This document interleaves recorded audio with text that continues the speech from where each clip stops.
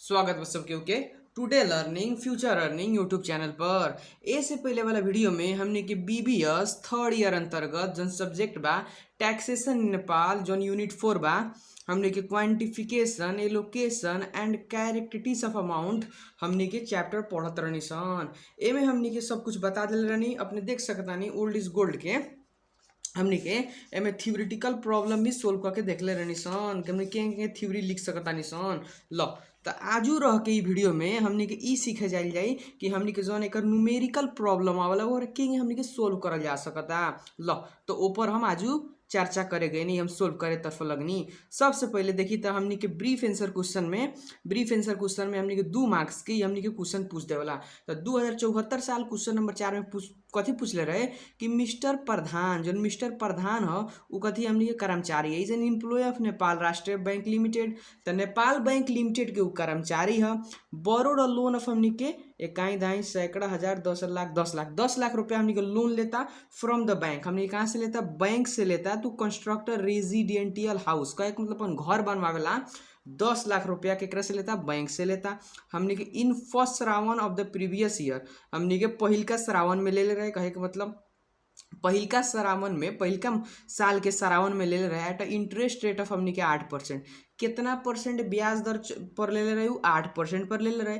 आ हमने के द प्रीवेलिंग इंटरेस्ट रेट इज हमने के 10%। जौन हमने के मार्केट में अगर वो कर्मचारी ना रहित, कहे मतलब कर्मचारी है नेपाल बैंक लिमिटेड का, अगर वो कर्मचारी ना रहित तो उ अपने के कितना परसेंट पर लोन ले रहित? उ अपने के 10% पर। अगर कर्मचारी भइला के चलते अगर 8% पर मिल गई, माने अगर दोसर जगह से उ जाके लोन मांग कैले रही तो 10% देवे के पड़ित। ल तो ई कहता हमने के रिक्वायर्ड में कथी कहले बा निकाले के तो amount of interest to be included in the employment income. कितना रुपया हमनी के ओकर हमनी के जौन रोजगारी से कमाता सैलरी में कितना और रुपया इंक्लूड करे के पड़ी लोन लेला के बापत। जौन लोन लेले बा कहे के मतलब जौन ब्याज बा हमनी के 10% दिए के चाहिए दोसर जगह से ले रही तो माने उ आदमी बैंक के कर्मचारी भइला के चलते 8% में ओकरा लोन मिल जाता। तो 2% के नाफा होता। तो 2% के नाफा के हमनी के 10 लाख के 2% के नाफा जौन बा उ हमनी के कहल जाओ काटल जाई 10 लाख के 2%। तो हमनी के शायद 20,000 है कि 2,000 है, उतना हमनी के आमदनी में जोड़े के पड़ी। तो क्वेश्चन के सोल्यूशन करल जा सकता। क्वेश्चन नंबर 1 है 2074 क्वेश्चन नंबर 4 में आई रहे। देखी तो हम सोल्यूशन करे तरफ लगनी। सबसे पहले लिखाई हमनी के क्वेश्चन नंबर 1 है। क्वेश्चन नंबर 1 के सोल्यूशन अपने अगर एग्जाम में आई, हमने के एग्जाम में आ चुकल भाई क्वेश्चन अगर आई तो सबसे पहले लिख लें कथी अपने के लोन अमाउंट कितना का रहे, लोन के अमाउंट कितना रहे, लोन अमाउंट अपने डायरेक्टे भी लिख सकता नहीं। हम तनका एकरा के लॉन्ग कट में सोल्यूशन करके दिखावा तनी अपने के पूरा डिटेल में मैं लिख के बताओ तनी कि लोन के अमाउंट हमने के 10 लाख रुपया का रहे। आ हमने के मार्केट से अगर लेवल जाइल जाओ तो प्रिवेलिंग मार्केट हमने के मार्केट में कितना के ब्याज दर चलत रहे तो प्रिवेलिंग मार्केट इंटरेस्ट रेट हमने के अगर मार्केट से लेवल जाइल जाओ तो हमने के प्रिवेलिंग मार्केट इंटरेस्ट रेट हमने के 10% चलत रहे। 10% मैं कह दिल रहा हमने के 10% देखी तो हमने के एजन कहले रहा प्रिवेलिंग मार्केट इंटरेस्ट रेट जौन बा हमने के कितना बा अपने के एजन प्रिवेलिंग इंटरेस्ट रेट 10%। वहीं करके हमने के उ कितना में ले लेबा 8% में छूट पर ले लेबा। तो छूट वाला के हमने के सब्सिडाइज कहल जाला। कथी कहल जाला? सब्सिडाइज। अपने लिख सकता नहीं, वर्ड याद कर सकता नहीं। सब्सिडाइज मतलब कुछ छूट पर, सब्सिडाइज्ड हमने के इंटरेस्ट रेट कुछ छूट पर। सब्सिडाइज मतलब कहल जाला कुछ छूट पर हमने के इंटरेस्ट रेट जौन बा उ कितना पर इंटरेस्ट ले लेबा हमने के 8% पर ले लेबा। जौन लोन ले लेबा हमने के 10 लाख रुपया वो 8% पर ले लेबा। काहे केकरा चलते? तो हमने के बैंक के कर्मचारी के चलते। तो कथी लिख सकता है? सो दैट हमने ये केकरा चलते हमने के डिफरेंस 2% के मिलता। तो बैंक के कर्मचारी को अपने मांगे जाए तो 10% पर मिली कहूँ। तो डिफरेंस इन हमने के इंटरेस्ट रेट, डिफरेंस इन हमने के इंटरेस्ट रेट में हमने के डिफरेंट जोन आइल बा हमने के ड्यू टू एम्प्लॉयमेंट रोजगारी के चलते, ड्यू टू हमने के एम्प्लॉयमेंट के चलते कितना के डिफरेंस रेट आइल बा। तो हमने के रोजगारी के अपने के भइला के चलते हमें काम करेला के चलते अपने के कर्मचारी भइला के चलते अपने के 10% मार्केट में चलत रहला। अपने के वजन 8% मिल गई तो अपने के 2% जोन बानू हमने के डिफरेंस इन इंटरेस्ट रेट कहे मतलब जितना ब्याज दर बा ब्याज दर में 2% अपने के हमनी के अंतर देखे के मिली कि अपने अगर 10% अगर मार्केट से ले रहती तो 10%, उसमें कर्मचारी भैला के चलते 8%, तो कितना परसेंट के हमनी के नाफा भैला 2% के नाफा भैला। तो हमनी के में तो अमाउंट चाहिए, हमें रिक्वायर्ड में कॉलर अमाउंट तो लिख सकता नहीं, अमाउंट टू बी हमनी के जितना रुपया बा अमाउंट टू बी हमनी के अमाउंट टू बी इंक्लूडेड हमनी के इंक्लूडेड कहाँ इंक्लूड कल जाए, इंक्लूडेड इन द एम्प्लॉयमेंट एकरा के अमाउंट ऑफ इंटरेस्ट लिख सकता रहा, अमाउंट ऑफ इंटरेस्ट ब्याज के रुपया, amount of interest to be included in the हमनी के एम्प्लॉयमेंट इनकम, हमनी के एम्प्लॉयमेंट इनकम रोजगारी के इनकम में हमनी के जौन लोन ले लेबा ओकरा बापत कितना रुपया हमनी के बचा सकता हूँ, कितना रुपया आमदनी में जोड़े के पड़ी। तो इक्वल टू कितना रहे लोन रहे हमनी के 10 लाख रुपया, 10 लाख के हमनी कितना परसेंट बचैले बा 2%, कहे के मतलब 2% अपने के पैसा बचैले रहला, 2% अपने के आमदनी कैले रहला। तो हमनी के कितना हो जी 10 लाख के 2% काटे तो एक वैल्यू आता ₹20,000। अपने कैलकुलेट करके देख सकता नहीं, देखिए तो हमनी के 10 लाख कि हमनी के 2% कितना आयल 20,000 रुपया हमनी के आमदनी में ओकर जोड़े के पड़ी। ल ई बात रहल। तो एक अगर 2 नंबर में क्वेश्चन के सोल्यूशन देते तो यही कर सकता नहीं। ओकरा बाद आगे चलल जाओ, आगे दिले बा हमनी कथी दिले बा, मिस्टर स्पर्श work as a officer in Nepal oil corporation. Nepal जो आयल निगम बा, नेपाल आयल निगम कहे मतलब जहाँ से हमनी के तेल उल सप्लाई होकला, नेपाल की जो हमनी के मेन हेड सप्लायर हो में कथी करबा हमनी के वर्क्स करला, काम करला मिस्टर हमनी के स्पर्श बिसाइड द मोनेटरी कॉम्पनसेशन। मोनेटरी कहला पैसा वैसा छोड़ला के बाद में, मतलब सैलरी देला के बाद में जौन भी हमनी के पैसा के रूप में जौन ओकर हमनी के बनत रहे, उनकर कर्मचारी भइला के चलते कुछ हमनी के देत रहे, सैलरी देत रहे चाहे बोनस देत रहे, ओकरा अलावा कथी देता एनओसी कहे के मतलब Nepal oil corporation provides him 25 litre petrol a month, एक महीना लेता, साल भर ना दी, कहले बा a month for free of cost, कहे के मतलब 25 लीटर पेट्रोल दी एक महीना में फॉर फ्री ऑफ कॉस्ट, मतलब फ्री में दी, साफ एको रुपया ना ली 25 लीटर पेट्रोल। ऊपर से द मार्केट प्राइस ऑफ पेट्रोल पर लीटर इज ₹109। तो 109 रुपया अपने के जौन मार्केट प्राइस चलता 1 लीटर पेट्रोल के, वो पेट्रोल दिल बा 25 लीटर, आपने के 1 लीटर पेट्रोल के 109 रुपया चलता। तो कहता कि कितना रुपया अपने के जौन है बा, अपने तो रुपया तो नहीं ले ले, अपने तो पेट्रोल ले ले बानी, पेट्रोल भी फ्री में ले ले बानी। तो ऊ कही जौन कर्मचारी बा ऊ कही हम अपन मालिक से, हमार मालिक दे दिल हन तो हमार रुपया थोड़े है, मैंने हमने के IRD डिपार्टमेंट कही ना, जौन 25 लीटर पेट्रोल ले ले बड़ा 1 लीटर पेट्रोल के 109 रुपया पड़ता, ई तोहर मालिक हमरा लगे खर्चा के रूप में बुक करवा चुकल बानी कि इतना हम अपन कर्मचारी के दिले बानी, तो तोहर आमदनी में जोड़े के पड़ी। तो कितना रुपया जोड़े के पड़ी हमनी के क्वांटिफाई अमाउंट इनकम में, वो हमनी के निकालल चलल जाओ। लो बी नंबर 2 नंबर के लिख सकता नहीं अपने के, ई हमनी के गुड्स वाला केस हो गई ना, कहले रहनी फ्रिज वाला केस।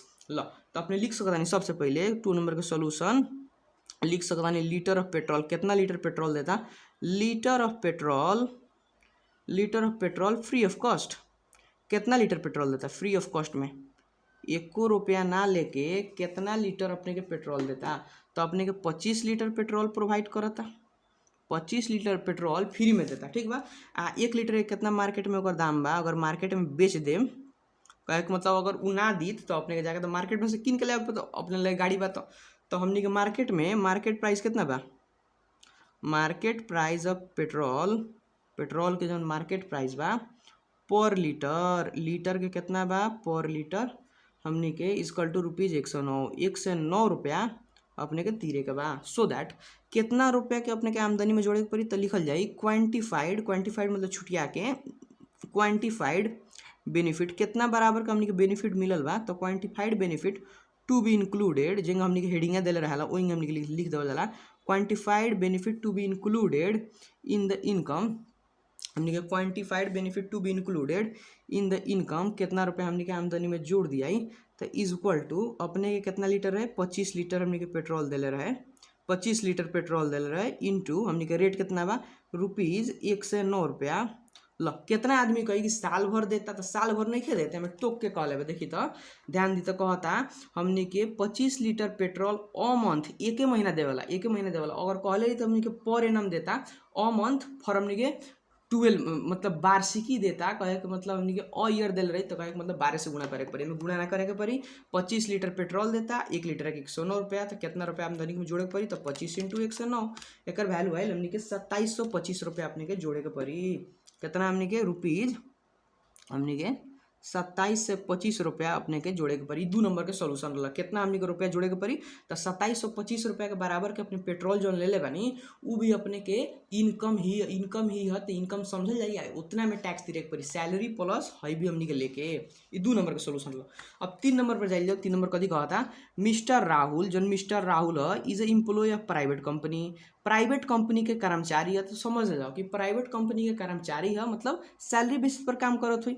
लो तो हिज एनुअल सैलरी, ओकर एनुअल सैलरी दे दिला बा, and other allowances are rupees 5 lakh and 1 lakh respectively. 5 lakh भी बा हमने के ओकर एनुअल सैलरी रिस्पेक्टिवली कहते मतलब फर्स्ट में जौन आइल फर्स्ट के वैल्यू है आ सेकेंड में जौन आइल सेकेंड के वैल्यू है। एनुअल सैलरी हमने के 5 लाख बा, सालाना सैलरी 5 लाख कमाला, वहीं को औरी सोरी भत्ता उत्ता मिला के एने ओने से हमने के 1 लाख कमाला, ई कहे के चाहता। तो ही इज इंजॉइंग, वो हमने के इंजॉय करता अ कार, एगो कार देवल गइल बा, प्राइवेट कंपनी में काम करला तो एगो कार देवल गइल बा, एंड एकोमोडेशन फैसिलिटी, एकोमोडेशन मतलब हाउसिंग के फैसिलिटी, जौन हाउसिंग के फैसिलिटी बा उ देवल गइल बा, given by the office, office देले बा। तो कैलकुलेट द एजेबल इनकम, सबसे पहले ई एजेबल इनकम कथी है हमने के ई समझल जाओ। तो सुनी, एजेबल इनकम कहे के मतलब ई समझल जाला जितना भी आमदनी बा अपने कहूँ से कमा के ले आवतानी, एजेबल इनकम कहे के मतलब 4 गो हेडिंग से कि तो हमनी के रोजगारी से, कि तो बिजनेस से, कि तो इन्वेस्टमेंट से, जितना भी हमनी के जमा जमी कमी कैले बानी ओकरा के हमनी एजेबल इनकम कहल जाला। तो हमनी के अभी तो है 5 लाख सैलरी बढ़ले बा, 1 लाख भत्ता मिलते बा, आ औरी भी 5 लाख 6 लाख के अलावा अपने के वो कार ले ले बानी, तो कारों के अपने के आमदनी जोड़े के पड़ी, वही करके एकोमोडेशन फैसिलिटी कहे के मतलब हाउस चाहे फ्लैट ले ले बानी ओकरो हमनी के आमदनी कुछ प्रतिशत अपने के पता बढ़ले बा। इम्प्लॉय है तो कार में अपने के 0.5% हमने वार्षिक सैलरी के वहीं करके एकोमोडेशन फैसिलिटी हाउस है तो 2% अपने के जोड़े के पड़ी। तो इस चारों जोड़ दिया तो अपने के एजेबल इनकम आ जाए। कहे मतलब जमा जमी आमदनी कहाँ से कमा के लिया होता नहीं, जमा जमी कितना में टैक्स दिए के पड़ी, ओकरे कहला में कि एजेबल इनकम कहाँ से आमदनी कमा के लिया होता है। 3 नंबर के सोल्यूशन क्या करल जा सकता ला। तो ये जान हमको सोल्यूशन लिखनी, सोल्यूशन लिखने के बाद में लिखे हमने के calculation of CLN, calculation of के करल मिस्टर राहुल के रहा, अपने बुक नहीं खे तो बुक से देख सकता नहीं, अपने के ओल्ड इज गोल्ड से देख सकता नहीं क्वेश्चन। कैलकुलेशन ऑफ हमने के मिस्टर राहुल्स एसेबल इनकम मतलब कहाँ से कमा के ले आइल बा वो हमने के लिख सकता नहीं ला। तो क्या लिख सकता नहीं calculation of mister Rahul's income. तो सबसे पहले हमने के पार्टिकुलर्स के हेडिंग बनाई, पार्टिकुलर्स हमने के अब टोटल एक बेर जोड़े के बाद तब हमने के प्लस उलस ना कल जाओ, एक बेर हेडिंगे बना के चल जाओ। अमाउंट हमने के रुपीज़ में रख देनी, वहीं करके पार्टिकुलर्स की हेडिंग रखनी, अब फटाफट एकरा के अपने कैलकुलेट करके देखल जाओ। तो सबसे पहले कथी रहा हमने के सैलरी इनकम, सैलरी से कितना कमाते रहा अगर बात करें तो अपने के सैलरी दे रहा कितना दे रहा अपने के 5 लाख रुपया, उस सालाना दे दिला, 12 से गुणा ना करे के पड़ी, 12 से गुणा क्या ना करे के पड़ी कैसे कि उस सालाना दे दिला अपने देखी तो एक बेर है जान हमने के एनुअल सैलरी दे रहा, तो एनुअल सैलरी 5 लाख, अलाउंसेज हमने के 1 लाख। लो तो लिखे हम अदर अलाउंस मतलब भत्ता सत्ता, अदर अलाउंस अपने कितना रहा हमने के 1 लाख रुपया रहा।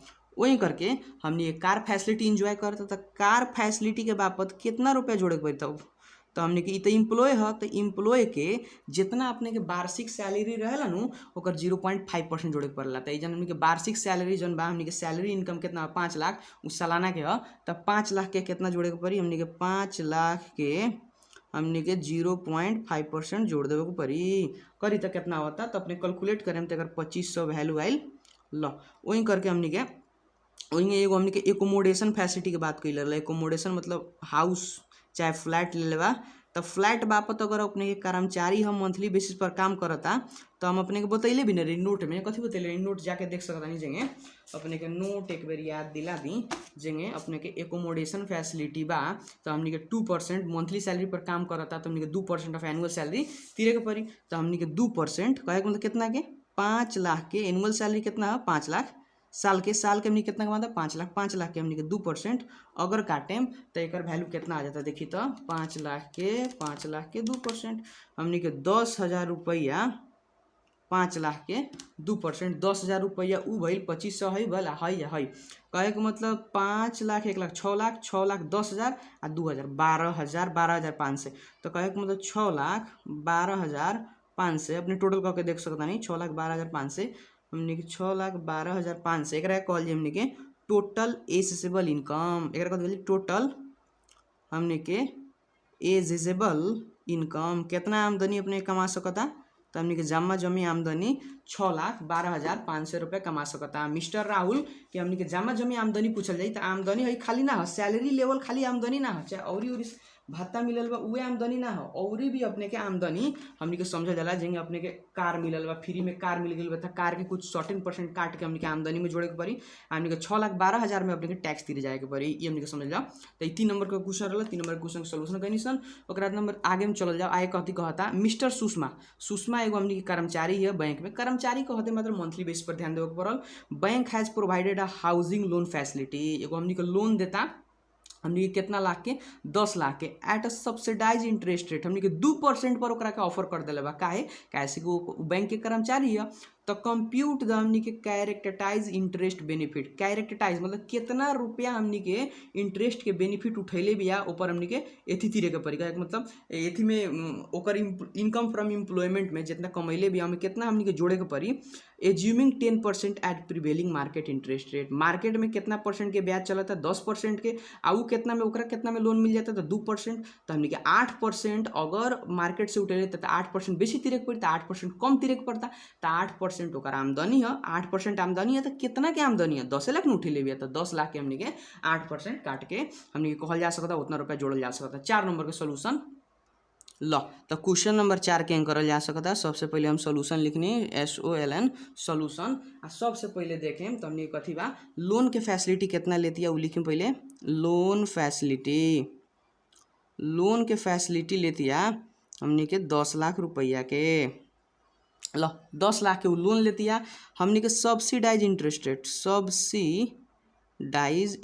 रेट हमने के कमे में ब्याज पर मिल जाता ओकरा सब्सिडाइज इंटरेस्ट रेट कहें तो हमने के 2% पर एनम पर मिल जाता माने अगर मार्केट से उठाई तो कहे मतलब prevailing market interest rate prevailing मतलब मार्केट में चला था कितना प्रिवेलिंग हमने के मार्केट इंटरेस्ट रेट अगर मार्केट से उठाई तो अपने कितना परसेंट तीरे के पड़ी हो अपने के कितना तीरे के पड़ी 10% तो फायदा कितना के होता हमने के कर्मचारी भइला के चलते फायदा कितना के होता तो लिख सकता नहीं डिफरेंसेज हमने के डिफरेंसेज या डिफरेंस इन इंटरेस्ट रेट में फर्क पड़ता डिफरेंस इन के इंटरेस्ट रेट हमने के ड्यू टू एम्प्लॉयमेंट रोजगारी भइला के चलते ओकरा हमने के कम ब्याज दर में हमने के लोन मिल जाता है नु ओकर कर्मचारी भइला के चलते तो कितना परसेंट कम मिलता तो डिफरेंसेस कितना बा 10% में से अपने 2% घटाएम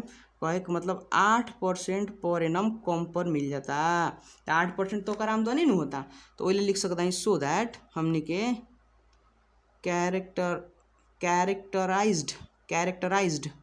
characterised amount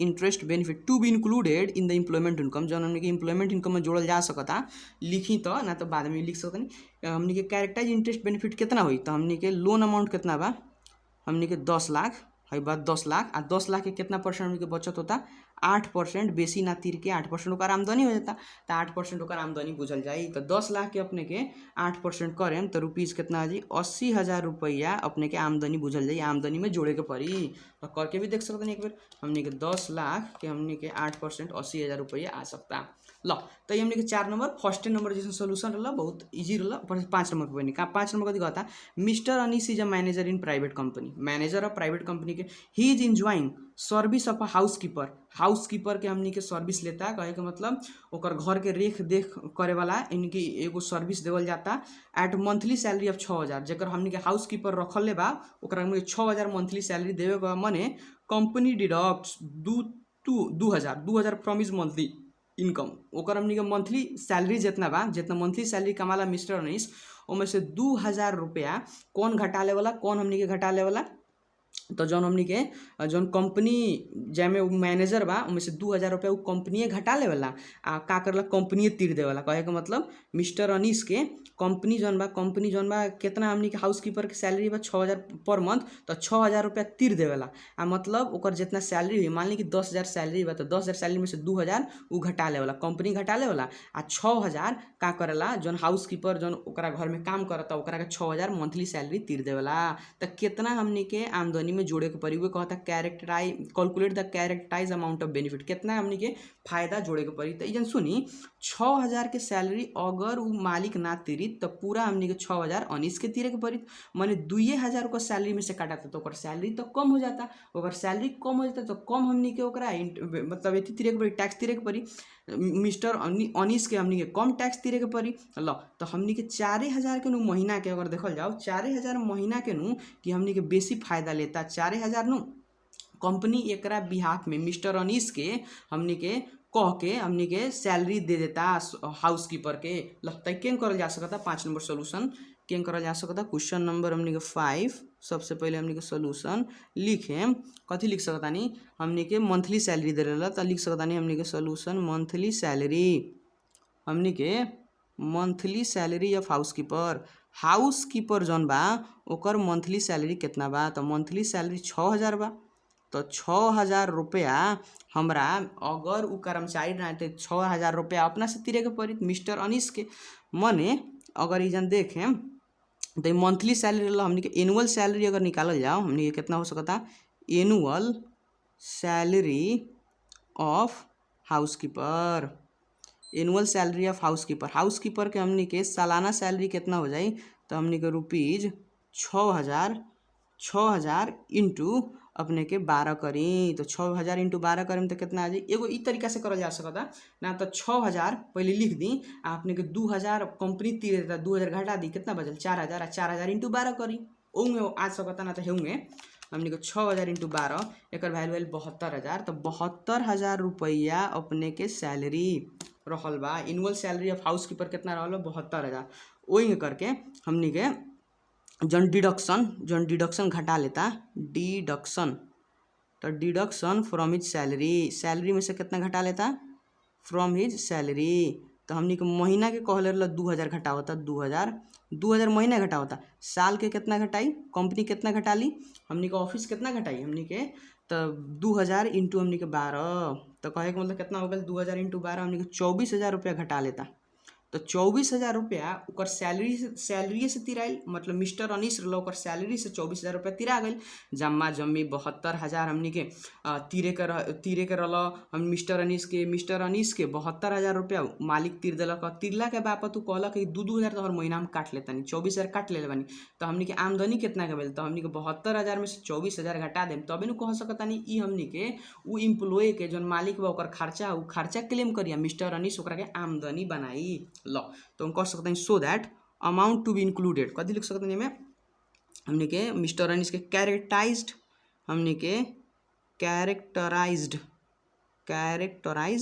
characterised amount of benefit, हमने के अमाउंट ऑफ बेनिफिट हमने के कितना बराबर के बेनिफिट अपने बुक कर सकता नहीं, तो हमने के 72000 में से हमने के 24000 घटा दी तो अपने के वैल्यू कितना आई 72000 में से 24000 अगर घटी तो करके देखिए तो एक बेर 72000 माइनस 24000 एक वैल्यू 48000, तो 48000 अपने के बुक कर सकता नहीं अपने के आमदनी में हमने के जोड़े के पड़ी 48000। लॉजिक ये बारे में कि अपने के जौन नौकर चाकर रखता नहीं केकरो अगर अपने वजन काम ना करत रहती तो अपने ही के तीरे के पड़ित, मैंने अब वजन काम करता नहीं तो अपने के सैलरी में से कुछ का करला बॉस काट लेवेला। जगह 10,000 के सैलरी बा तो कहला 2000 हम काट लेता नहीं ठीक बा। आ कितना के सैलरी हो गल 8000 के सैलरी अपने के मिली तो 8000 के अपने टैक्स तीरे जाए, तो वो दफे हमने के 2000 के सैलरी इंटू 12 करें तो 24000 रुपया अपने के काट चुकल बा, मतलब अपना ही के पेमेंट कैले बा, अपना ही के सैलरी में से घटा के ओकरा पेमेंट कैले बा। आ बर बकिया हमने के 6000 अगर सैलरी तीरे के पड़ल 72000 साल के तीरे के पड़ल जेकरा से हमने के सर्विस लेता नहीं सन, तो 72000 में से 24000 रुपया तो अपना ही न तीर ले बानी अपना ही के बापा तू तीर दे बा, तो हमने के बाँचल कितना 48000 में बेसी खर्चा कैले बा हमने के मालिक अपने के ऊपर 48000 अपने आमदनी में जोड़े के पड़ी। ई बात रहा क्वेश्चन नंबर 5 के। लो क्वेश्चन नंबर 6 देखिए तो कथी कहता क्वेश्चन नंबर 6 का होता mister X and mister Y made हमनी के joint investment of 5 lakh in the ratio 1:4 to undertake a job. हमनी के एगो जॉब करला, एगो काम करला, 5 लाख रुपया दू आदमी लगेलक, एगो मिस्टर यक्स एगो मिस्टर वाई। ऊपर से दे अर्न हमनी के 4 लाख बाई इनकरिंग 1,20,000 एक्सपेंसेस। ओकनी 5 लाख रुपया लगा के हमनी के कहले रहसन कि जितना नाफा हुई जितना नुकसान हुई ओकरा के हेतना हेतना रेशियो में हमनी के बांट लियाई।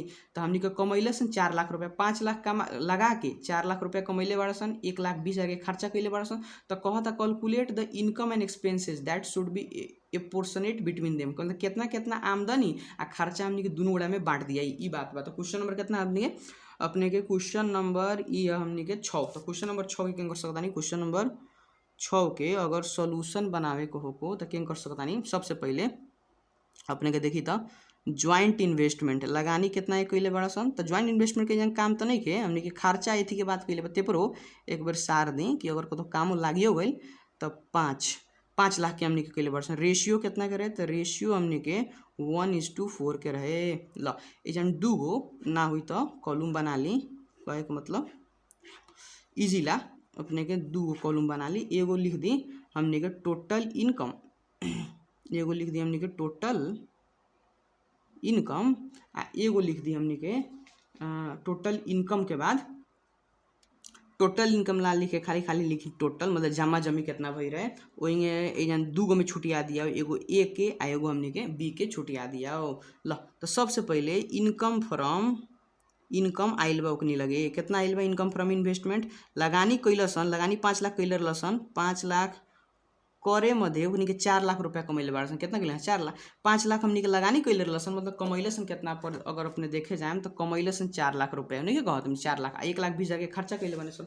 तो हमनी के 4 लाख रुपया अपने के जमा जमी आमदनी कैले बड़ा सन। ल एकरा के रेशियो में बांट देव के मतलब कितना रेशियो बा 5 गो में बांट देव के बा। 4 लाख के 5 गो में बांटे तो केंगे बांट सकता नहीं।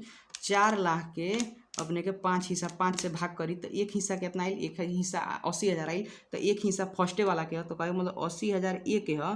तो बर बकिया हमने के -4 लाख करें तो अपने के 3,20,000 बी के ह। 3,20,000 कथी के हमने के बी के आमदनी है। वही करके अगर खर्चा बांटे के बाद तो हमने के एक्सपेंसेस हमने के लेस एक्सपेंसेस लिख सकते खाली खाली खर्चा बांटे के बाद हमने के एक्सपेंसेस जन खर्चा रहा खर्चा हमने कितना भर रहा तो खर्चा हमने के 1,20,000 के भर रहे तो लिख सकता नहीं हम 1,20,000 के जन खर्चा भर रहे।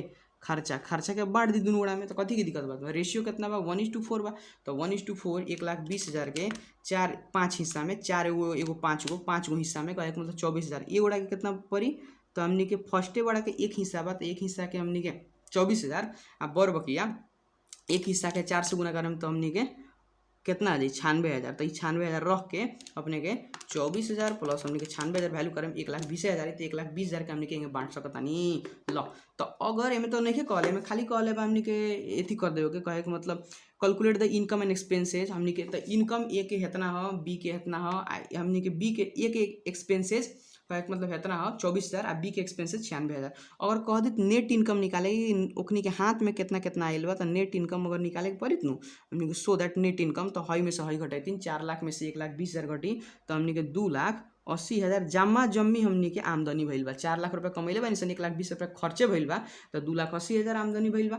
वही करके 56,000 हई घटाएम मतलब 80,000 में से 24,000 घटाएम तो 56,000 अपने के लिख सकता नहीं। वही करके हम से 3,20,000 में से 96,000 घटाएम तो 2,24,000 अपने लिख सकता नहीं। बहुत इजी क्वेश्चन लग। अगर नेट इनकम कहले रही नु तो अपने के हई टेबल से ओकर नीचे जाके निकाल सकत रहनी है। ये हमने के बात समझ नहीं सन। तो कितना नंबर क्वेश्चन रही क्वेश्चन नंबर के 6 के सोल्यूशन रहा। ओकरा बाद आगे चल जाओ आगे हमने के चल जाओ तो क्वेश्चन नंबर 7 बा मिस्टर कबीर के बात बा। मिस्टर कबीर कथी कहता है mister Kabir is a manager एगो मैनेजर अगवन ऑफ अ रिप्यूटेड बैंक मतलब एगो नाम चलल बैंक के मैनेजर अगवन हमनी के getting a car facility for official as well as private use कहे मतलब उनकरा एगो कार देवल गइल बा अपन यूज ला भी आ ना तो प्राइवेट यूज करब तो प्राइवेट यूज ला भी हमनी के ऑफिशियल यूज ऑफिस आइए जाइए वहीं करके प्राइवेट में अपन कहूँ जाऊँ के पड़ल तो लेके जा सकता रही कहे के चाहता हिज मंथली सैलरी। अब देखी एजन कार मिलल बा, कार के केस में अगर मंथली मैनेजर है तो 0.5% ऑफ वार्षिक सैलरी इतने याद करे के पड़ल। तो हिज मंथली सैलरी 45,000 महीना कमाता रहन तो हमनी के साल के कितना कमाइन तो 12 से गुना करा दी। तो calculate the amount to be included in the employment income of for such facility, मतलब कितना रुपया उनकरा जौन कार ले बड़न ओकर बापत कितना रुपया उनकरा इथी में जोड़े के पड़ी, एम्प्लॉयमेंट में जोड़े के पड़ी, कितना रुपया टैक्स दिए के पड़ी। तो टैक्स तो अभी नहीं पूछता, हमने खाली पूछे था कितना रुपया जोड़े के पड़ी। सब कॉन्सेप्ट हमके बिल्कुल वीवीआई बा जाके कैसे कि हमने के लॉन्ग क्वेश्चन करे सन तो सब हमने के था रहेगा पड़ल। चलो 7 नंबर क्वेश्चन के कें करल जा सकता देखी तो क्वेश्चन नंबर अपने के 7 बात एक हम सोल्यूशन करे तरफ लगनी। क्वेश्चन नंबर 7 में सबसे पहले कथी दे रहा तो हमने के मंथली सैलरी दे रहा, महीना के कितना रुपया वो सैलरी कमाता रहन तो monthly salary equal to rupees हमने के 45,000। सालाना कहे के मतलब एनुअल सैलरी कितना कमाता रहन तो एनुअल सैलरी की अगर बात कल जाओ तो हमने के रुपीज़ 45,000 में कितना से गुणा कर लिए 12 से, तो हमने कितना हो जाए 12 से गुणा करबा 45,000 इंटू 12 तब 5,40,000 रुपया कमाता रहन अपने कर सकते नहीं कैलकुलेट करके। लो ओकरा बाद हमने के कितना रुपया हमने के कैरेक्टराइज बेनिफिट हमने के कैरेक्टराइज अमाउंट ऑफ हमने के कार फैसिलिटी, कार जोन ले बड़न उनका बापत हमने के कार फैसिलिटी के बापत कार फैसिलिटी टू बी हमने के इंक्लूडेड इन द कथी के इनकम एम्प्लॉयमेंट इनकम, उनकर रोजगारी के आमदनी में कितना रुपया जोड़ल जा सकता कार लेला के बापत एम्प्लॉयमेंट इनकम। लो तो कितना लेवल जा सकता तो अपने अगर कर्मचारी ही तो बतैले रहनी है 0.5% ऑफ हमने के 5,40,000 5,40,000 के 0.5% अपना काट के देख सकता नहीं तो हमने के 5,40,000 के 0.5% एक वैल्यू कितना आयल हमने के 2700 रुपया आयल। तो कितना लिख सकता नहीं रुपीज़ 2700 रुपया अपने के हमने के जोड़े के पड़ी। सिंपल क्वेश्चन नंबर 7 वाला सिंपल अपने कर सकता नहीं। ओकरा बाद देखी तो क्वेश्चन नंबर 8 दिले बा। क्वेश्चन नंबर 8 कहता mister Dhakal is appointed as a senior tax consultant. अब देखी मंथली बेसिस पर काम नहीं करत, सीनियर टैक्स कंसल्टेंट हवन कितना महीना ला 3 महीना ला in a reputed firm. The firm provides him a car for his use, हमनी के जौन जहाँ काम करता है वो हमनी के मालिक उनकरा के कार दिले बा। द मार्केट वैल्यू कितना बा, मार्केट वैल्यू हमनी के 1 लाख 1 सैकड़ा हज़ार 10 लाख 10 लाख 18 लाख के हमनी के कार दिले बा। ठीक बा। What is the amount to be needed to be included in his income, कितना रुपया उनका आमदनी में समावेश करे के पड़ी 8 नंबर क्वेश्चन के। तो क्वेश्चन नंबर 8 के लिख सकता नहीं, क्वेश्चन नंबर हमने के 8 के जौन सोल्यूशन हो कि सबसे पहले एजन लिख सकता नहीं कितना महीना ला। अब एजन फोकस कथी कर पीरियड दिले रहा 3 महीना काम करियन तो 3 महीना के हमनी के आमदनी जोड़े के पड़ी आ जौन हमनी के आमदनी निकालनी सन साल भर के निकालनी सन ई बात पर खास ख्याल रखे के पड़ल। एजन दिले रहा कैश की पीरियड दिले रहा कल 3 मंथ्स पीरियड के बात कर रहा तो 3 महीना ला हमनी कितना निकाल सकता है। सबसे पहले ये रहा वही करके हमनी के मार्केट वैल्यू ऑफ कार के बात कहल जाओ तो मार्केट वैल्यू ऑफ कार के वैल्यू कितना रहा, market value of car equal to rupees हमने के 18 लाख। अब एमे ड्राइवरों दी संगे संगे तो हमने के 1% मार्केटे वैल्यू देखल जाला, ड्राइवर के हमने के आमदनी ना जोड़ल जाला। लो तो कितना रुपया हमने के इंक्लूड कर सकता नहीं सन अमाउंट टू बी इंक्लूडेड, कितना रुपया हमने के इंक्लूड कर जा सकता इंक्लूडेड इन हिज इनकम, कितना रुपया ओकरे के इनकम में इंक्लूड करल जा सकता। सिंपल लॉजिक सबसे पहले तो टैक्स कंसल्टेंट हवन कहे के मतलब महीना पर काम ना करलन तो 1% ऑफ मार्केट वैल्यू हमने के जोड़ल जाला। तो 1% ऑफ मार्केट वैल्यू हमने के मार्केट वैल्यू ऑफ कार लिख सकता नहीं 1% कथी के मार्केट वैल्यू ऑफ कार के तो हमने के 1% गुणा हमने के मार्केट वैल्यू ऑफ कार के कितना बा 18 लाख रुपया बा। तो 18 लाख रुपया लेकर धरी 18 लाख के 1% रुपीज़ हमने के। अब देखिए एजन गलती हो के चांस ये तो साल भर के नुआई कहे का मतलब 1% 18 लाख के हमने के 1% वैल्यू 18,000 रुपये तो साल के नुआ वो कितना महीना काम करें 3 महीना में तो 3 महीना के निकाले के पड़े तो गुणा हमने के 3 महीना के बाद डिवाइड बाई 12 करो 12 से भाग करब तो 1 महीना के आई 3 से गुणा कर देबा तो 3 महीना के आ जाए तो कितना आई। अब वैल्यू करके देखते 18,000 डिवाइड बाई 12 इस साल भर कर ला आई हमने के महीना के 1500 3 महीना कितना 4500 रुपया। तो रुपीज़ कितना लिखता नहीं 4500 का मतलब 4500 रुपये अपने के इंक्लूड करे के पड़ी। ये क्वेश्चन हमने के 8 नंबर रहा। ओकरा नीचे जाई तो 8 नंबर के बाद हमने के 9 नंबर कहता मिस्टर कृष्णा प्रोवाइडेड द फ्लोइंग इन्फॉर्मेशन। हमने कि मिस्टर कृष्णा के हई इन्फॉर्मेशन देवल जाता। कहता है कि टोटल सैलरी 3,25,000 बा इंक्लूडिंग दसवीं खर्च। दसवीं के खर्च मिला के हमने के 3,25,000 हमने के कृष्णा के सैलरी मिलता। तो ये बताई कि हमने के साल भर में तो 12 महीना होकेला आ दसवीं कहल जाला हमने के बोनस। दसवीं के समय हमने के प्रैक्टिकल लाइफ में कहल जाओ तो जितना भी सरकारी कर्मचारी अगर कौन काम करता तो 1 महीना के बोनस देवल जाला। तो जौन 3,25,000 बा इंक्लूडिंग बा मतलब समावेश कर देवल गइल बा। जौन 3,25,000 बा उ 13 महीना के सैलरी है। आ हमनी के अगर कुछो भी निकाले के बाद तो 12 महीना के हमनी के चाहेला। तो ये हमनी के बात खास ख्याल रखल जी। टोटल सैलरी 3,25,000 बा हमनी के दसवीं खर्च मिला के 13 महीना के सैलरी 3,25,000 बा। सिंपल।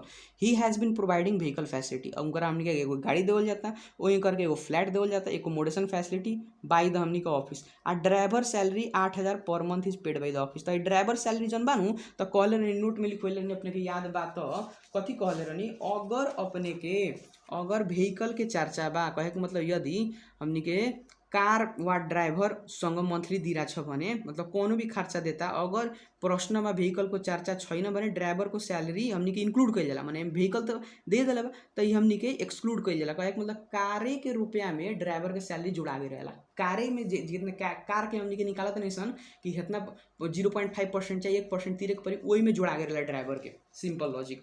ल तो एकरा के क्वेश्चन के सॉल्यूशन करे तरफा लागनी 9 नंबर के हमनी के क्वेश्चन रहला। 9 नंबर के क्वेश्चन केंग करल जा सकता। ल तो क्वेश्चन नंबर 9 रहला। तो क्वेश्चन नंबर 9 के हम सॉल्यूशन लिखनी आ लिखेंगे कथी हमनी के टोटल सैलरी हमनी के इंक्लूडिंग जितना जमा जमी सैलरी कमैले बानी इंक्लूडिंग दसवीं DASHAI दसवीं खर्च KHARCHA खर्च।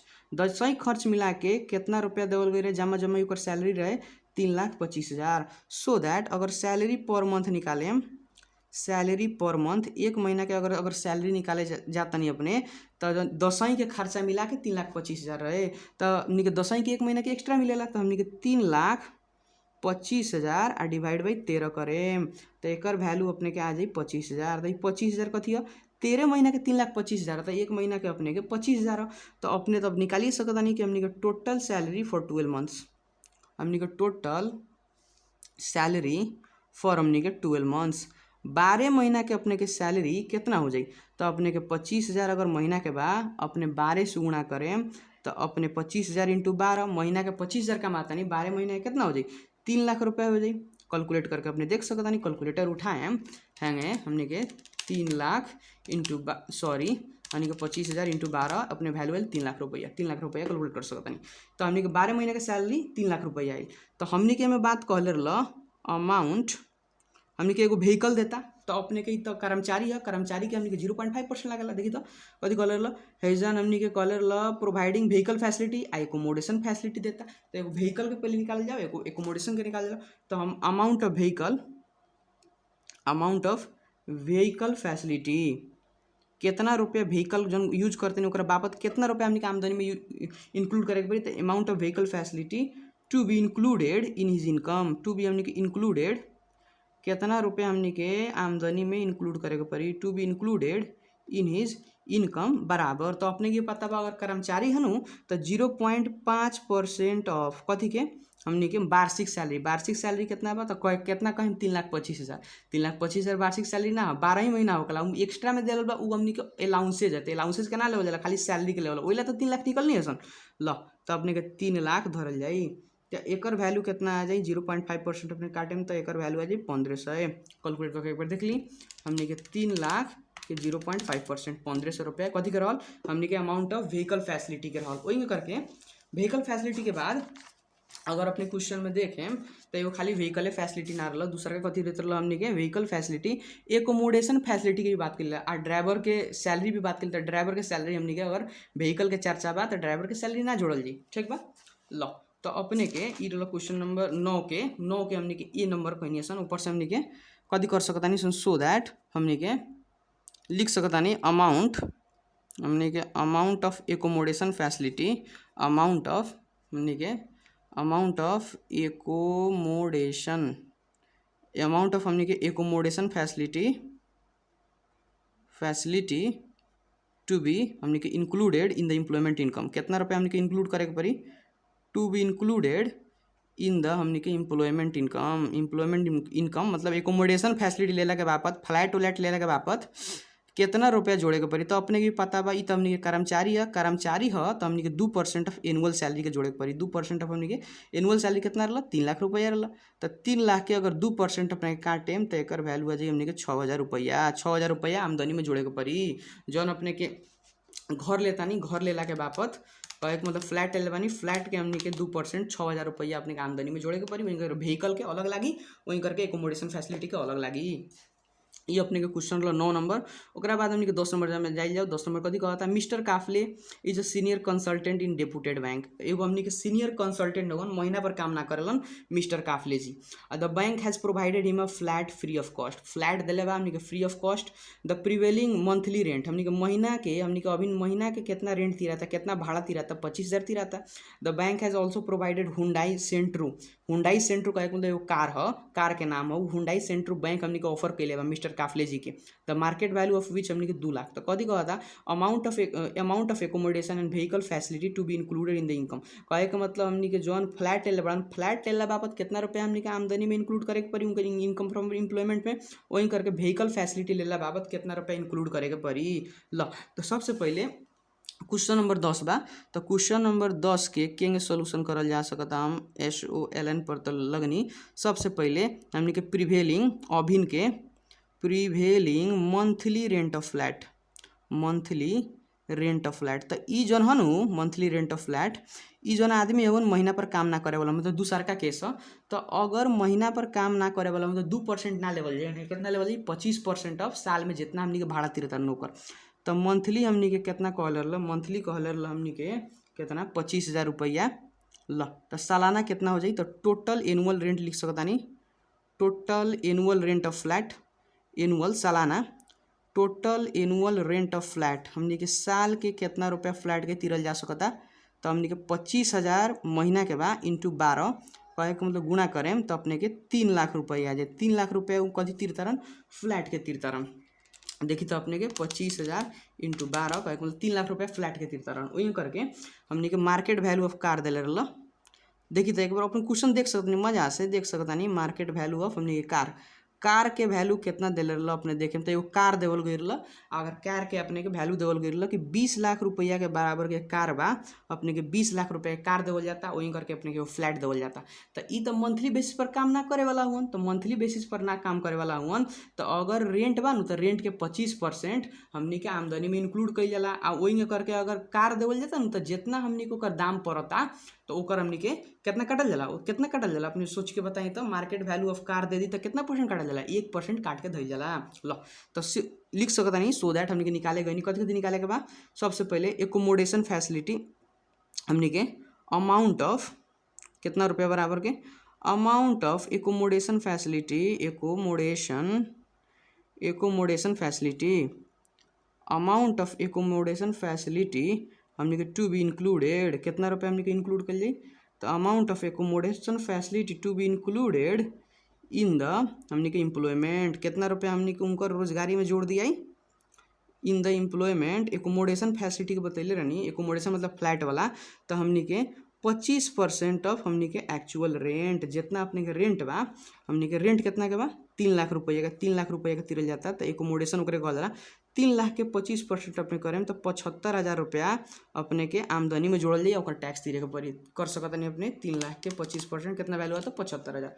वही करके एगो तो हमने के फ्लैट वाला रहा, फ्लैट वाला में कितना जोड़े के पड़ी? तो फ्लैट वाला केस हो गया। वही करके वो कार वाला रहा। तो अमाउंट ऑफ लिख सकता नहीं AMT अमाउंट ऑफ हमने के व्हीकल चाहे कार व्हीकल फैसिलिटी, अमाउंट ऑफ हमने के व्हीकल फैसिलिटी हमने के टू बी इंक्लूडेड हमने के included in the employment, to be included in the employment income, employment रोजगारी बापत के आमदनी में इन द हमने के एम्प्लॉयमेंट इनकम में कितना जोड़ल जा सकता? तो बतेबे कैनी फॉल कितना बतनी हमने के 1% of market value of car. Market value कितना चलता? हमने के 20 लाख रुपये चलता। तो 20 लाख के अपने के 1% राखेम तो 20 लाख के 1% कितना हो जाए हमने के रुपीज़ अपने के 20,000 रुपया आ जाई। एक बार करके देखल जाओ, कैलकुलेट करके देखल जाओ। 20 लाख के हमने के 1% कितना होता, सॉरी 20 लाख ना रहा, 20 लाख इकाई दहाई सैकड़ा हज़ार 10 लाख 10 लाख 20 लाख के 1% हमने के 20,000 रुपया तीरे के परी अमाउंट ऑफ व्हीकल फैसिलिटी के बापत। कौन नंबर क्वेश्चन रहा, क्वेश्चन नंबर 10 रहा जो हमने कह के देखनी है सन। ल तो ई हमनी के क्वेश्चन नंबर 10 सॉल्यूशन करके देखनी है सन। बहुत हमनी के इजी क्वेश्चन रहा, हमनी के दूसरा का नंबर के दोनों पर लागू होते रहा। कहे के मतलब हमनी के इम्प्लॉयर तो ह, कहे के मतलब हमनी के मालिक जोन बा एमे के जौन कर्मचारी रहला उ हमनी के मंथली बेसिस पर काम ना करतला। 10 नंबर क्वेश्चन सॉल्यूशन करके देखिए। अब 11 नंबर मिस्टर अग्रवाल कथी है, कर्मचारी है, is an employee of company के एम्प्लॉय है। The company has provided a cook and a guard facility. एगो कुक भी देले बा, मतलब हमनी के घर के खाना वाना पका देवेला एगो हमनी के कुक के व्यवस्था कर देले बा। उन करके हमनी के गार्ड मतलब उनकरा के सुरक्षा करेला एगो गार्ड के भी फैसिलिटी देले बा। Monthly salary of the cook जौन हमनी के खाना पकावे वाला आदमी ओकर 6,000 मंथली में दिया था, तो ओकर साल में कन्वर्ट कर जाई। वही करके हमनी के गार्ड के 8,000 दिया था। हमनी के ऑफिस पेड कईता हमनी के 6,000 कुक के बापत, हमनी के गार्ड के बापत 8,000 महीना में। तो साल में हमनी के थाउ के ऊपर काहे कि साल में टैक्स नहीं तिरला। द ऑफिस हैज डिडक्टेड एकरा बापत जौन हमनी के 6,000 8,000 हमनी के ऑफिस तिर देता, ओकरा बापत का करता जौन हमनी के ऑफिस बा जौन मालिक बा वो हमनी के 6,000 रुपया सैलरी में से काट लेता। तो हमनी के कहता 6,000 हमनी के बापत फैसिलिटी देवे के बाद हमनी के काट लेता ऑफिस। तो हम कहता amount of facility to be included in the employment income. तो कितना रुपया हमनी के एम्प्लॉयमेंट इनकम में जोड़े के पड़ी। तो हमनी के अगर ये हमनी के सुविधा ना ले रहती सन तो 8,000 6,000 कहे मतलब 14,000 महीना के तीरे के पड़ी हमनी के अपना से, मतलब ओकर कर्मचारी ना रहती तो 14,000 हमनी के ना तीर के हमनी के 6,000 अपनी के एथी में से काट लेता सैलरी में से। अगर 20,000 के सैलरी बा तो 6,000 अपने के सैलरी में से काट देता, 14,000 सैलरी दी आ कही कि अपने के 20,000 के सैलरी ना 6,000 हम तीर दिल बानी। तो कितना अपने के रुपया इंक्लूड करे के पड़ी। तो अपना सोच ली कि हमनी के 6,000 8,000 14,000 14,000 में 6,000 का टाइम तो 8,000 बराबर के अपने के आमदनी होता। इस हमके समझल जाई कि महीना के आमदनी कितना होता 8,000 के, या सालाना हमनी के उतने हमनी के आमदनी हमनी के एम्प्लॉयमेंट इनकम में जोड़े के पड़ी। तो क्या कर सकता नहीं 11 नंबर क्वेश्चन के। लो तो क्वेश्चन नंबर हम 11 के क्या कर सकता नहीं सॉल्यूशन। सबसे पहले लिखे हमनी के एक नाम जो टेबल से कर सकता नहीं लिख लेम हमनी के कैरेक्टराइज्ड हमनी के कैरेक्टराइज्ड अमाउंट ऑफ हमनी के अमाउंट हमनी के to be included in the employment income. In the income लिखी चाहिए, इन द एम्प्लॉयमेंट इनकम लिखी कितना हमनी के आमदनी में समावेश कर सकता नहीं सन। ला तो ये हमनी के एगो हेडिंग बना दी। हेडिंग बनला के बाद में अपने के फटाफट हमनी के एनुअल सैलरी ऑफ कुक, हमनी के एनुअल सैलरी कितना तिराता कुक के, एनुअल सैलरी ऑफ कुक चाहे टोटल सैलरी ऑफ कुक भी लिख सकता नहीं। एनुअल सैलरी ऑफ कुक हमनी के पेड बाई ऑफिस, हमनी के पेड बाई ऑफिस तिरला के बापत कितना हमनी के एनुअल सैलरी देता। तो हमनी के जौन कुक रहा कुक के हमनी के 6,000 रुपया के सैलरी देते रहा। तो 6,000 इंटू 12 छक के कितना हो गया हमनी के 12 छक 72 हमनी के 72,000 रुपया के सैलरी 72,000 सालाना हमनी के कुक के बापत ऑफिस तिर देते रहा। वही करके एनुअल सैलरी चाहे टोटल सैलरी हमनी के एनुअल सैलरी ऑफ एगो कुक के हो गल आ एनुअल सैलरी ऑफ गार्ड के भी हमनी के कैले बा गार्ड के भी सैलरी ऑफिस से तीर देता पेड बाई द ऑफिस। तो कितना रुपया तीरता अपने करी तो टोटल करी तो अपने के हमने कितना दिला 8,000 इंटू 12 तो 12 इंटू 8 करें तो कितना हो जाए हमने के 96,000। ल तो 96,000 रुपया लिखी। तो जमा जमी इतना अपने के कर्मचारी भैया के चलते फायदा मिलता रहा, मैंने अपने के सैलरी में से काट लेता तो कितना काटता। तो लेस हमने के डिडक्शन फ्रॉम हिज डिडक्शन मतलब काट डिडक्शन कह दिला काटे के। तो डिडक्शन फ्रॉम हिज सैलरी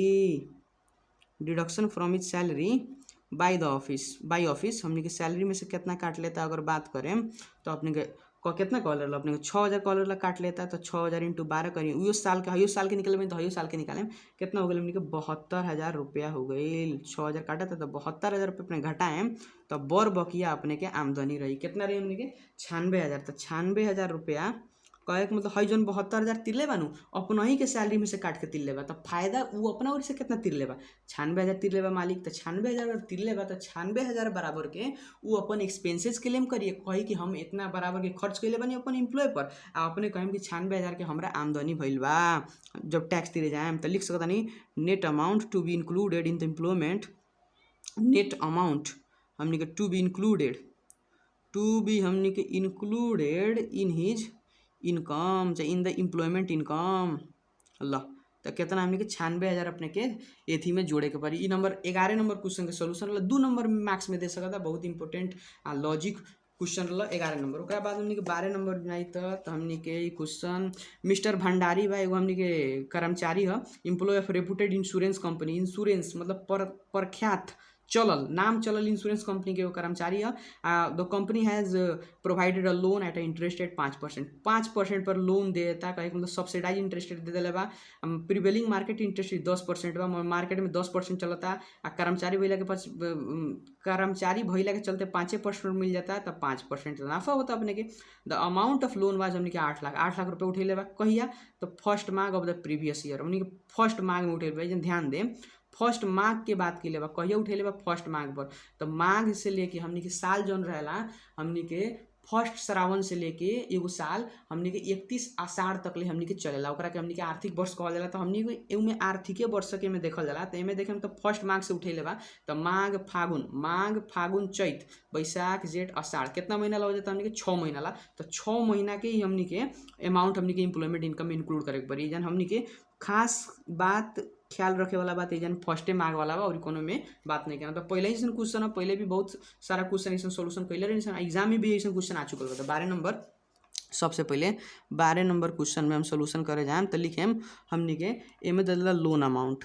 तो लोन के अमाउंट कितना बा तो अपने देखबे कहीं है कितना रुपया उठावता। Loan amount equal to rupees 8 lakh, 8 lakh रुपया उठावता। हमने के जन पीरियड बा कितना समय अवधि ला, पीरियड इक्वल टू 6 मंथ। यही जान खास ख्याल रखे के बात 6 महीना ला।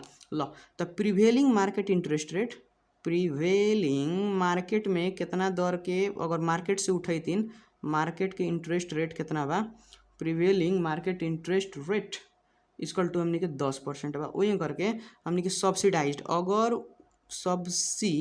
सब्सिडाइज्ड स्पेलिंग में तंका गड़बड़ी हो सकता, सब्सिडाइज हमने के इंटरेस्ट रेट देख लें तंका। सब्सिडाइज इंटरेस्ट रेट जौन बा हमने के कितना परसेंट पर देता, 5% पर देता। मतलब 5% के तो हमने के बचत हो जाता, आमदनी हो जाता। तो लिखा सकता सो दैट हमने के डिफरेंस इन इंटरेस्ट रेट, हमने के डिफरेंसेज इन हमने के कथी ब्याज के दर में हमने के फर्क पड़ता। डिफरेंसेज इन इंटरेस्ट रेट हमने के ड्यू टू एम्प्लॉयमेंट, रोजगारी के चलते अपने के कितना परसेंट के बापत अपने के नाफा हो जाता, आमदनी हो जाता। 10 माइनस 5 कहे के मतलब 5% के अपने के नाफा हो जाता। तो 5% के नाफा होता तो 5% के हमने के आमदनी बुक करते हैं। तो 5% के अपने के कथी तीरे के परी हमने के ओकरा के एम्प्लॉयमेंट इनकम में बुक करे के परी, आमदनी बुक करे के परी, आमदनी भइल तो टैक्स तीरे के परी। तो amount of interest, amount of लिख सकता नहीं इंटरेस्ट, अमाउंट ऑफ हमने के interest subsidy, amount of interest subsidy included in the employment income लिख सकता नहीं इक्वल टू कितना लिख सकता नहीं अपने के 8 लाख रुपया ला। 8 लाख के को परसेंट अपने के 5%। लो 8 लाख के 5% काटें तो शायद हमने के 40,000 आगे से एक बार हमने के चेक करके देखनी। लो 8 लाख के हमने के 6% काटें, सॉरी 8 लाख के हमने 6% 48,000 रुपया होता। तो ये हमने के 48,000 रुपया होता ना साल के होता। हमने के टर्म कितना दिला 6 महीना के, तो लिखल जाई हमने के जौन आयल हो 12 महीना के आयल तो हमने के 12 से भाग कर ली या 6 से गुणा कर ली। तो हमने के 48,000 12 महीना कर डिवाइड बाई 12 करी तो 1 महीना के आ गए इंटू 6 करी तो हमने के 24,000 रुपया, हमने कितना है तो 24,000 रुपया। लो कैलकुलेट करे में हल्का गलती हो गई, एक बार देखी तो हमने के 8 लाख के हमने के 5% 40,000 रुपया होता। तो 40,000 साल के होता डिवाइड बाई 12 करें तो 12 के के बाद में अपने के इतना होता इंटू 6 करें तो 6 के बाद में 19,299 रुपया का मतलब 20,000 रुपया हमने के इंटरेस्ट में हमने के जोड़े के पड़ी। कहे के मतलब इंटरेस्ट इतना बापत हमने के आमदनी भइल तो इतना बापत अपने के रुपया इनकम फ्रॉम एम्प्लॉयमेंट में रोजगारी में जोड़ के दिखावे के पड़ी कि हई भी अपने के आमदनी है।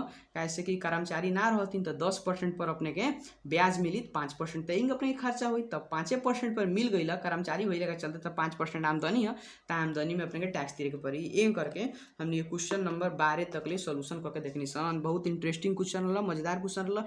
ई अपने के नइखे पता कि इंटरेस्ट रेट किंग आवता किंग हम करता नहीं तो हमने के दूसरका पार्ट लेक्चर बनेले बानी एकर ठके हमने क्वांटिफिकेशन एलोकेशन के हमने के दूसरका पार्ट बनेले बानी, वही में बतैले बानी कितना कितना परसेंट काटे के पड़ी, वजन से जाके अपने के वीडियो देख सकतानी। लो एकर अपने के जनबा हमने के नोट। धन्यवाद। चैनल के सब्सक्राइब करल ना भूली। धन्यवाद।